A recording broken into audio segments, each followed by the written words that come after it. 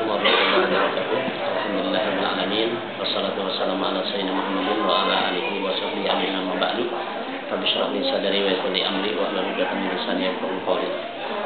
Pada hari ini tanggal 8 Zulhijjah yang disebut Yaumut Tarwiyah, besok itu tanggal 9 Zulhijjah yang disebut Yaumul Arafah, merupakan puncaknya haji. Ada beberapa amalan yang berbarengan antara jemaah haji dengan yang tidak haji. Ada juga yang khusus untuk haji, yaitu kalau khusus untuk haji adalah wukuf di Arafah, yang merupakan salah satu rukun haji, di mana apabila jemaah haji tidak melaksanakan wukuf di Arafah, berarti hajinya tidak sah dan wajib diqadha, diulangi. Ada kesamaannya, yaitu memanjatkan istighfar, memanjatkan doa. Juga kesamaannya antara haji dengan lain haji, itu bagi yang mampu mengeluarkan hewan kurban. Ketentuannya adalah hewan kurban yang dikeluarkan harus yang sempurna dari sisi usia, dari sisi fisik, tidak boleh ada cacat seperti pincang, seperti picak matanya. Nah, kenapa?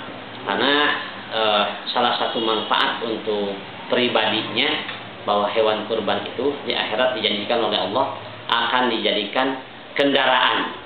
Kita maklum, manfaat kendaraan itu salah satunya untuk menyampaikan kita ke tempat tujuan dengan waktu yang seefisien mungkin. Nah, makanya ulama mengutip dari pernyataan ini, semua organ hewan itu tidak boleh ada yang dijual sifatnya komersil, ya, untuk manfaat pribadi atau panitia. Seperti sudah lumrah kita menjual kulit. Tapi ada ulama mengatakan kalau penjualan organ karena sulit untuk direcah, dicacat misalnya, dipeliharanya sulit, maka diperbolehkan dijualnya dengan catatan uangnya itu untuk operasional menyelesaikan pengelolaan hewan kurban itu sendiri. Ya, tadi itu ulama menyatakan kenapa tidak boleh, karena kalau dijual uangnya untuk pribadi, dikomersilkan, nanti hewan kurbannya tidak sempurna. Ya, seandainya misalnya begini, mengeluarkan hewan kurban kemudian kulitnya dijual, nanti kalau di akhirat jadi kendaraan itu istilah mobil tidak ada kapnya gitu, pasti akan menjadi seperti bak terbuka dan lain sebagainya. Nah, ini ada salah satu manfaat bagi yang mudhahi, yang mengeluarkan hewan kurban, salah satunya itu taqarruban ilallah, mendekatkan diri kepada Allah. Kemudian janji Allah itu akan dijadikan kendaraan menyampaikan orang tersebut ke puncak tujuannya, tentunya mardatillah, mengharapkan masuknya surga Allah Subhanahu wa taala, dan untuk menempuh berbagai perjalanan menuju dari satu pos ke pos yang lain di akhirat nanti dengan kendaraan. Manfaat bagi dirinya, manfaat bagi orang lain, yaitu ya kalau zakat fitrah untuk menutupi kebutuhan fakir miskin pada Idul Fitri. Kalau Idul Kurban ini barangkali untuk perbaikan gizi lah, setahun sekali mah mereka botram dengan daging. Selain daripada itu, salah satu hikmah hewan kurban adalah menghidupkan kembali sunnatullah yang pernah dilaksanakan oleh Nabiullah Ibrahim alaihissalam terhadap putranya. Ya, padahal Nabiullah Ibrahim begitu cinta kepada Sayyidina Ismail, begitu sayang, tapi ketika ada perintah Allah, jangankan istri, jangankan anak, jangankan harta benda, bila perlu nyawa pun dikorbankan. Karena kecintaan Nabiullah Ibrahim alaihissalam kepada Allah melebihi cintanya kepada dirinya, kepada putranya, kepada istrinya, bahkan kepada semua manusia. Yang ketiganya yaitu tukmatul masakin, ya, untuk memberikan makan atau santunan peduli terhadap fakir miskin.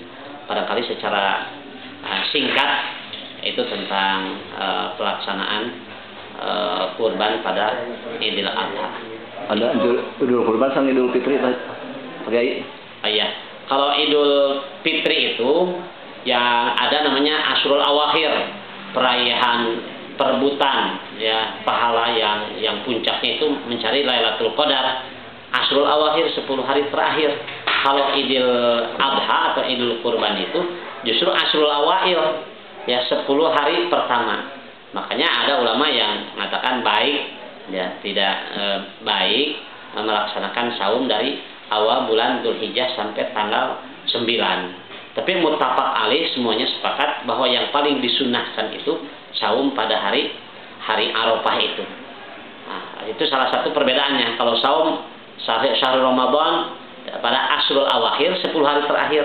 Kalau Dzulhijjah itu justru asrul awail, 10 hari pertama. Ada perbedaannya. Kalau Idul Fitri endingnya itu akhirnya mengeluarkan zakat fitrah, ya. Kalau Idul Kurban mengeluarkan hewan kurban. Ini masyarakat suka berbeda pandangan.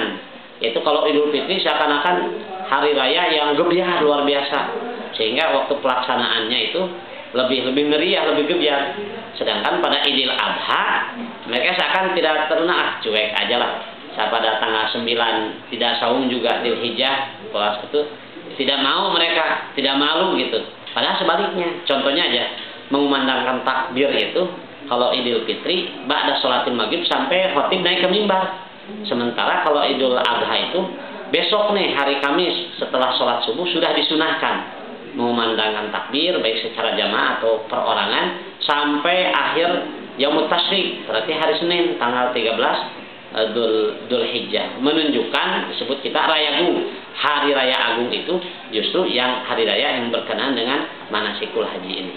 Wallahu a'lam.